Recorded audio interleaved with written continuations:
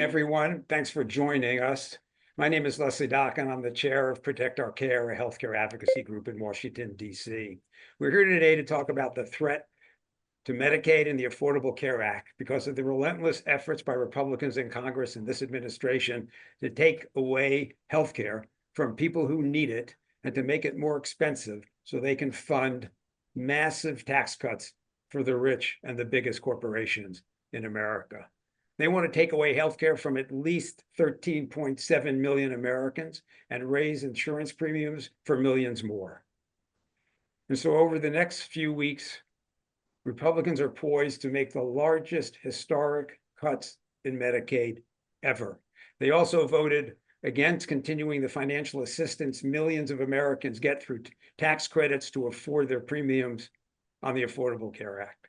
And as big as these numbers are, the real stories are about the individuals in this country, some of whom are with us today, who rely on Medicaid and the Affordable Care Act for their health and the health of their families. 72 million Americans get their health care on Medicaid, and for every one of those people, there's a family who cares about them and worries about them. Nearly 25 million Americans get their insurance through the Affordable Care Act, and every one of them has a family who worries about them. You're here to listen to the stories and concerns of these three everyday Americans. And let me quickly introduce them. Elena Hung is the executive director and co-founder of Little Lobbyists. She's also a mother of a profoundly adorable, now practically nearly adult a daughter who relies on both the Affordable Care Act and Medicaid for her complex medical conditions. Elizabeth Booker is a healthcare advocate, and she too, in earlier parts of her life, relied on Medicaid for her healthcare. And Uleen Shahid is a Medicaid recipient in the sense that she now can live at home without having to go into a nursing home because of the help she gets from Medicaid. And of course, we're joined by a special guest who's given me the ability for a few minutes to first start with our other guest, the leader of the Democrats in the House, Hakeem Jeffries. And one thing I just want to say, not only is he a brilliant leader of our side, but he also is incredibly passionate. And he is always, through this, centered the stories of real Americans, everyday Americans, and what he thinks about why these issues are important. And so with that, I know what we're going to do is going to hand it over to the leader. He's going to make a few opening remarks. I think he's going to kick off this conversation, and we want it to be a conversation. So thanks, everybody, for being here as part of this. Well, thank you so much, Leslie. Thank you for your leadership. Thank you for all the work that Protect Our Care has done and continues to do as it relates to the healthcare of the American people. Protect Our Care, of course, was at the forefront of the efforts to save the Affordable Care Act against Republican efforts to repeal and displace people off of it in 2017.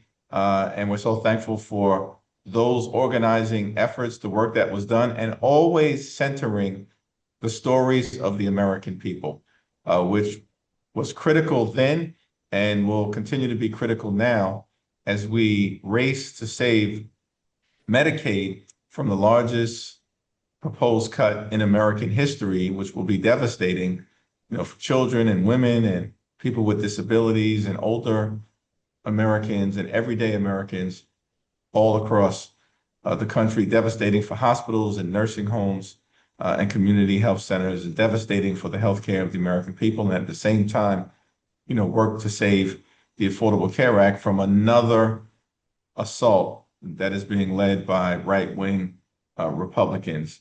This is an issue that I think really lays out a divide between how we all think about things and how some of the extremists on the other side think about things.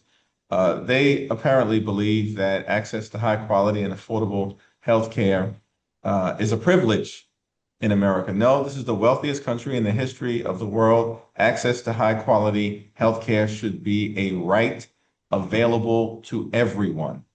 And there is still a lot of work for us to do to get to that place, but we should not be going backward.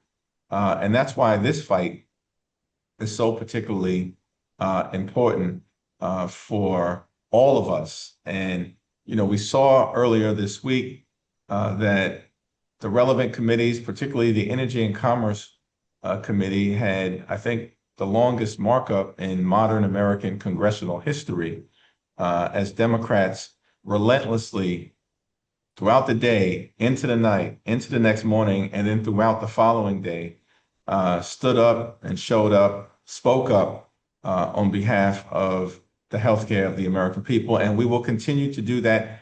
And we're doing it because we're inspired by all of you. We work for all of you. And we know how critically important it is for us to protect your healthcare.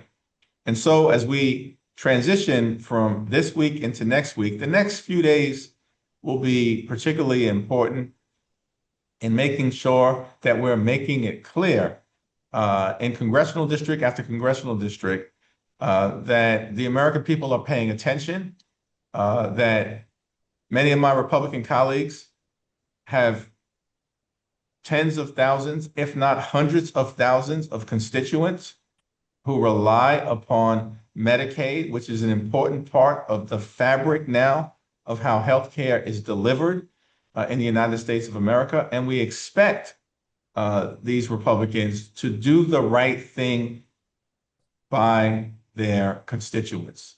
And we only need 4 Republicans to have the courage to stand with us as House Democrats, and we can stop this devastating attack on Medicaid and the Affordable Care Act and the healthcare of the American people. And that's where the experiences of those who have been telling their story and sharing their story is so incredibly important. Thankful for Elena, thankful for Eileen, thankful for Elizabeth, of course, who are with us.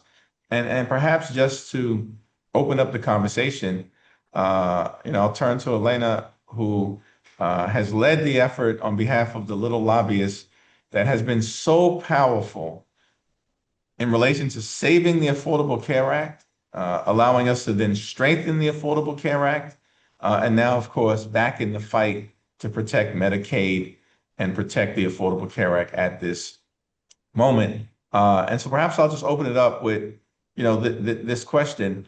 As we engage with some of our Republican colleagues over the next few days and into the early part of next week, and several House Democrats will be traveling in to various districts, our own, and districts that may be represented by people on the other side. What would you have us say to them as part of us? We only need 4, as to why standing on the side of the American people requires us to stand on the side of pushing back against these aggressive cuts to Medicaid and the Affordable Care Act. Thank you, Leader Jeffries, and thank you, Protect Our Care, for this. I sit here in a dual capacity, both on behalf of families like mine who all have children with complex medical needs, and I'm also a mom to my amazing daughter, Xiomara, who is the joy of my life. And I'm actually sitting in a hospital room right now, receiving care for her to thrive. I was watching the markup, and this is personal, and it's particularly poignant at this time. So I think what I would say is there are real people behind these numbers. There are children with complex medical needs whose only way to live in the community is through Medicaid, through the home and community-based services that Medicaid pays for.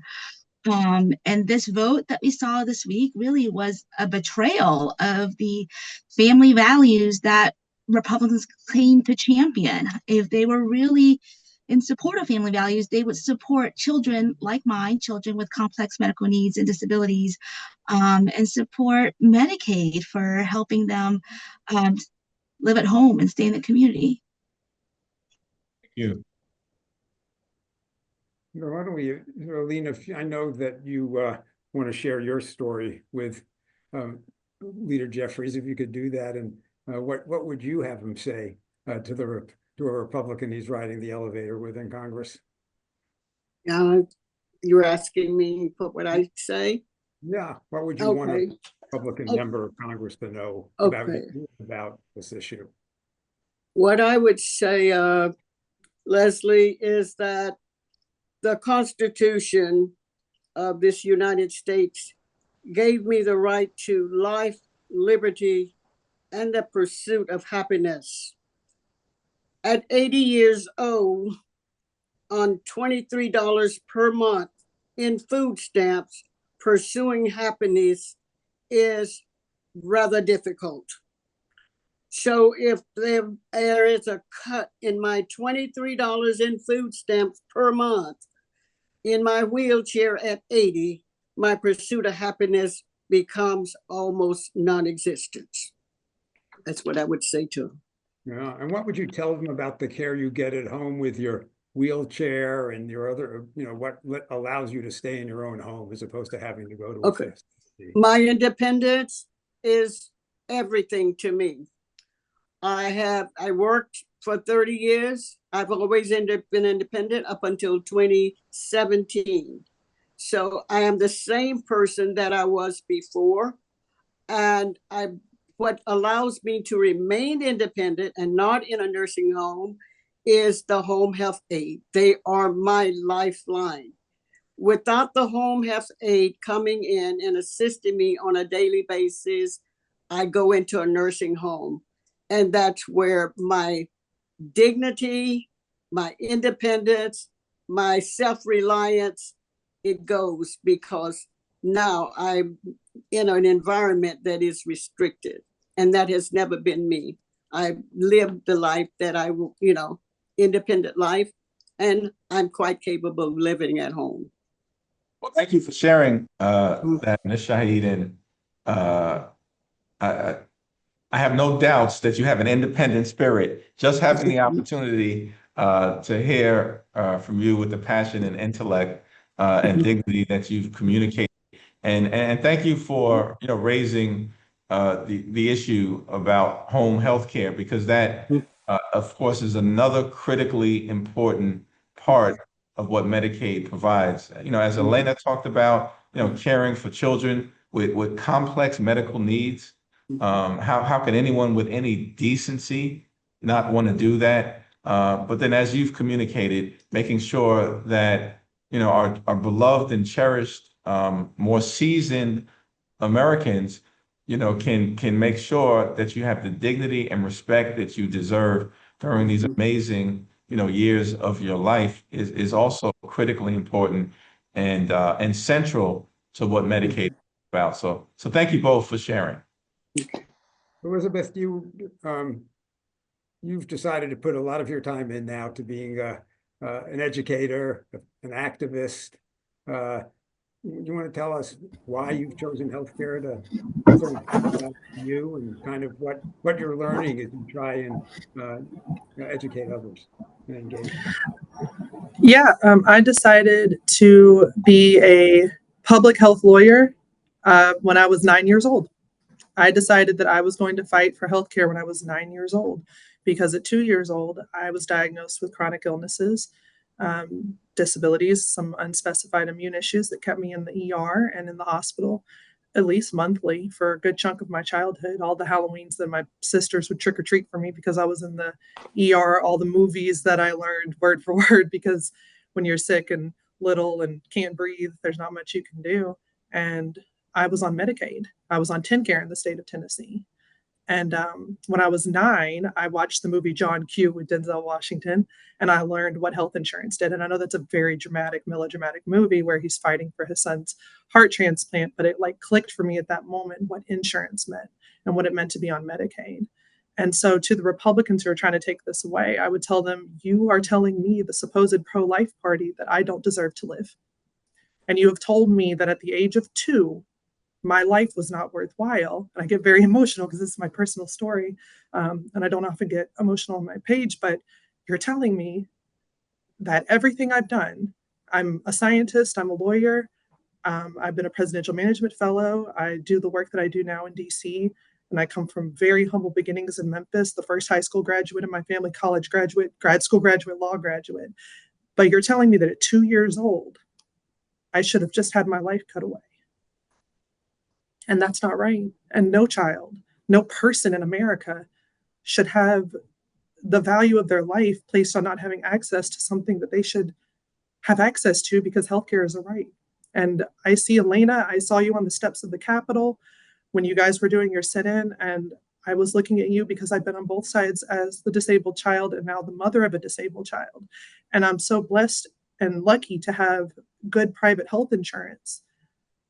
But that shouldn't determine whether my son gets access and gets to live and another child does not. There's no sense in that.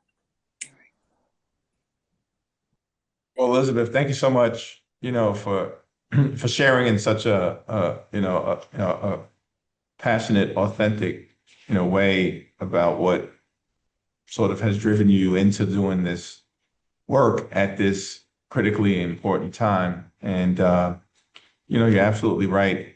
It's extraordinary for us that part of this whole tax scam, this scheme, is also connected to trying to provide massive tax cuts for their billionaire donors and people like Elon Musk. It makes it even more extraordinary. In 2017, it was immoral that they were going after the Affordable Care Act.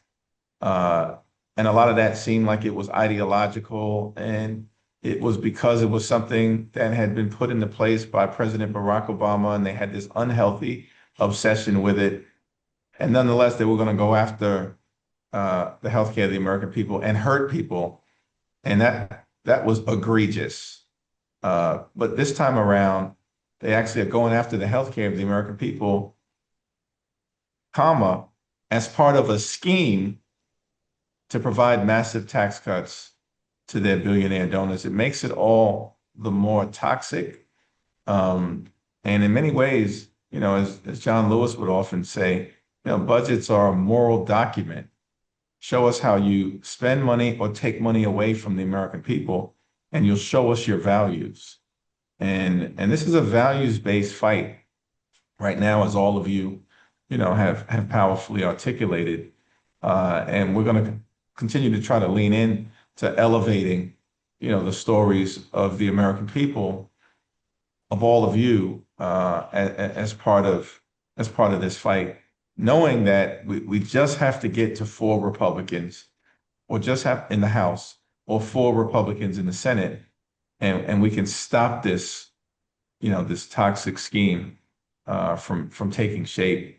And we're committed to pushing that, forward, an enlightened path forward as aggressively as possible. We'll break today in the House, and then we'll reconvene on Monday before the Rules Committee to try to again communicate to the American people on Monday before the Rules Committee why this is all something that needs to be stopped, and they need to hold their elected officials accountable.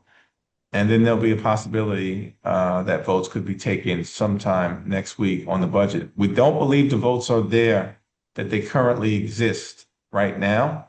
And that's as a result of all of your efforts and the efforts of Protect Our Care and the little lobbyists and the organizations that have been working on this. Republicans believe that they could just steamroll this very early on and jam this down the throats of the American people.